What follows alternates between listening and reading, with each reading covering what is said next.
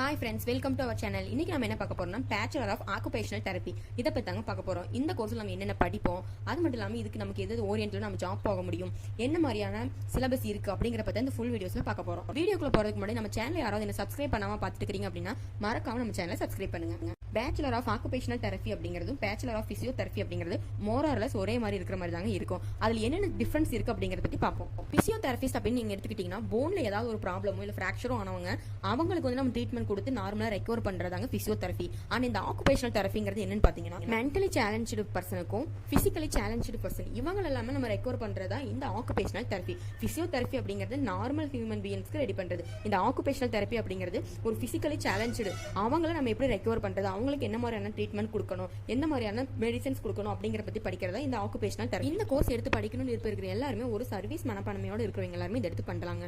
அது மட்டும் இல்லாம இந்த கோர்ஸ்ல நம்ம எவ்வளவுக்கு எவ்வளவு இன்வால்மெண்ட் எடுத்து படிக்கிறோமோ அந்த அளவுக்கு நம்ம இதுல வந்து லேர்ன் பண்ணிக்க முடியும். இந்த கோர்ஸோட டியூரேஷன் அப்படின்னு எடுத்துக்கிட்டீங்கன்னா 4 இயர்ஸ்ங்க. இதுக்கு யாரெல்லாம் எலிஜிபிள்ஸா இருப்பாங்க அப்படின்னு பாத்தீங்கன்னா +1 +2 கம்ப்ளீட் பண்ணிருக்கணும். நம்ம படிச்ச +1 +2ல வந்து பிசிக்ஸ், கெமிஸ்ட்ரி, பயாலஜி குரூப் இருக்கணும். அப்படி மேக்ஸ் இல்ல அப்படின்னாலும் பியூர் சயின்ஸ் குரூப் இருக்கிறவங்க இதுக்கு எலிஜிபிளா தான் இருப்பாங்க.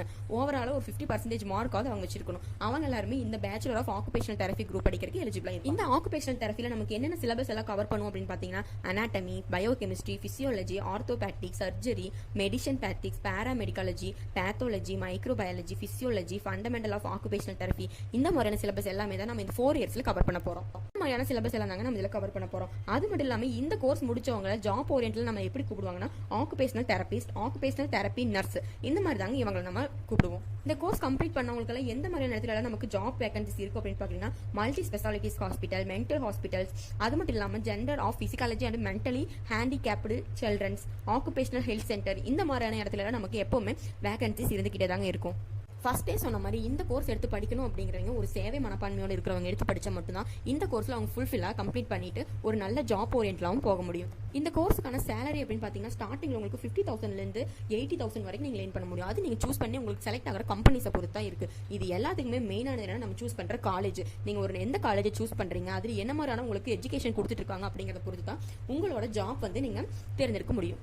நல்ல காலேஜாவும் பிளேஸ்மெண்ட் அதிகமா நமக்கு கிடைக்கிற காலேஜாவும் சூஸ் பண்ணி படிச்சீங்கன்னா மட்டும்தான் இந்த கோர்ஸ்ல நீங்க ஸ்டாண்ட் பண்ண முடியும்.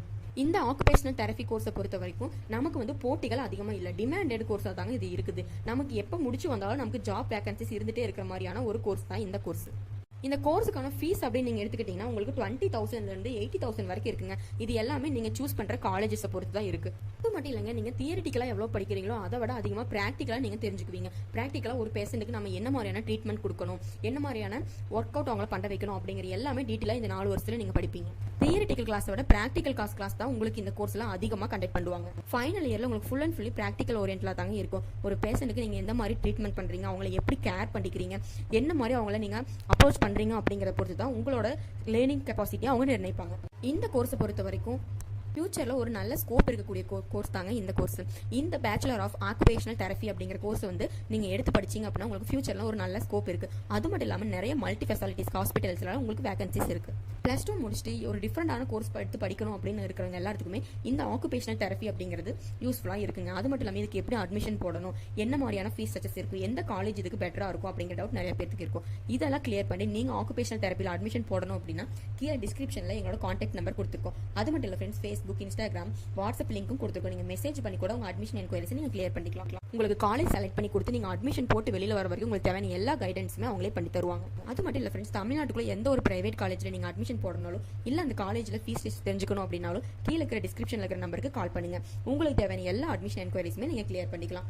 தேங்க்யூ ஃப்ரெண்ட்ஸ், தேங்க்யூ ஃபார் வாட்சிங்.